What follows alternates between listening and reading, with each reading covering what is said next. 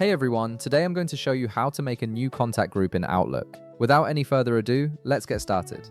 First, open your Microsoft Outlook app and log into your account. This will load all your emails and give you access to the contact management features we'll be using today. Once your email has loaded, it's time to navigate to the contact section. Direct your attention to the bottom left part of your screen where you'll see 4 different icons displayed. Look for the icon that shows 2 people. This is your contact menu. Click on it to proceed. This menu is where you can manage all your contacts, create new ones, and organize them into groups for easier communication.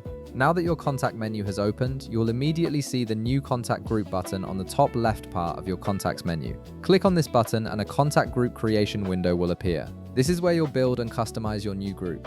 From here, start by entering a name for your contact group in the designated field. Choose something descriptive that helps you identify the purpose of the group, like team marketing or project leads. This makes it easier to find and manage your groups later. Next, click on the Add Members drop-down menu. You'll see 3 different options on how you can build and add members to your group. You can add members from your Outlook contacts from an address book, or you can directly create a new email contact right from here.